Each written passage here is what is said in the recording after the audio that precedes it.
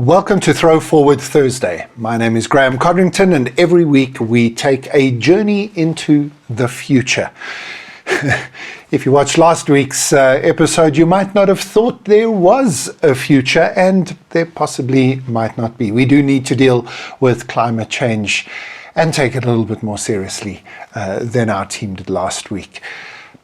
And so this week's topic might surprise you, because I want to talk about the 100-year life, maybe even the 1,000-year life. Right now, as I record this in 2021, here's a statistic to just focus your mind.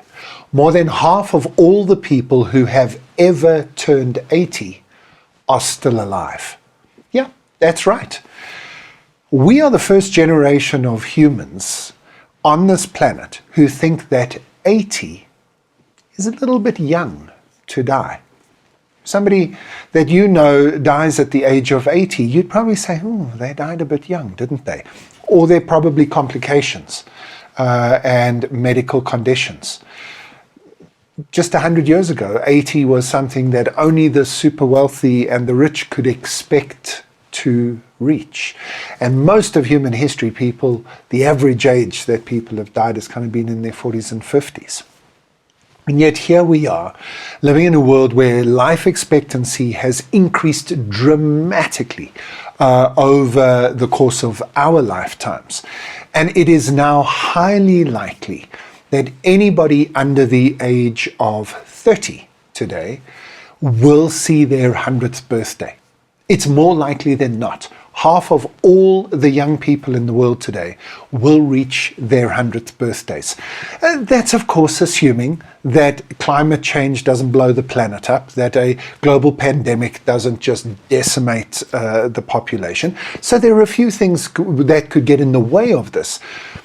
But most trends in terms of our understanding of the human body, our ability with medical science to engage. We've talked about this on the show before, mRNA and some of the new technologies with CRISPR and genetic engineering are pushing the boundaries there. We've now got the ability to replace body parts to ensure that we can live in better shells, because it's not our consciousness that finishes its time. It's this physical shell in which your consciousness resides that gives up the ghost. And so if we can extend that, we can increase life expectancy dramatically. And so we're throwing forward into the future where it has become normal and natural for people to be thinking about a 100-year life.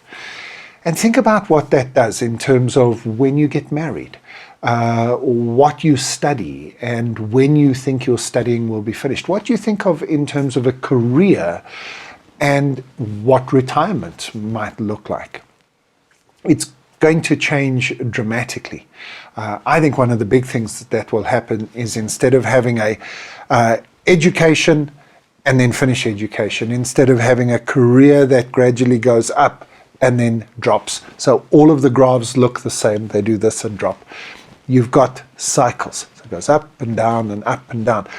Why not study for 3 years, develop your career, do your career for a decade and a half, take a year's break, study again for another 3 years, start a new career, do that for 10, 15 years, and do it one more time before you get to the end. Now, you might be thinking, that doesn't sound right. I don't want to live to 100, and that's because you are picturing today's 100-year-olds. You're picturing old people. And who wants to be older longer? I don't. What we need is to be younger longer, and that is the promise. Aubrey de Grey is one of the world's leading gerontologists. He might even have come up with that label. It's the people who study aging. And in one of the most, if not the most cited scientific article of all time, He has suggested that there are only 7 ways that our cells are degraded. Now, I'm not a biologist, and I'm not going to go into the detail here, but for instance, the wall of the cell can get harder, or the wall of the cells can get softer, and then the cells collapse. The cell can stop replicating, or the cell can replicate too much. That's cancer. So those are 4 of the 7. I don't know the others. And his argument, and he's put it out in a scientific journal and said to people, prove me wrong, is that there are only these 7 ways that our cells degrade, and that we have currently, with our current science, we have solutions to every one of those 7 degrading or aging properties of cells. We can not just stop, but also reverse every one of those 7. Now, the trick is that some of them are too expensive, or they are difficult to put into your body en masse. But the point is, we have the technology available, not only to stop aging, but to reverse aging. So I'm going to throw forward even further than the 100-year life.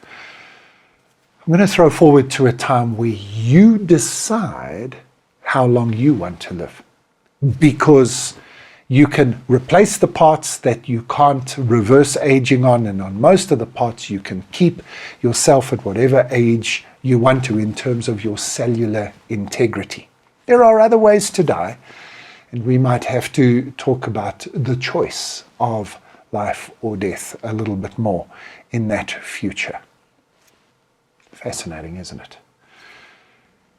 And I think it is within our grasp to do these things. This is not a science fiction few centuries from now conversation.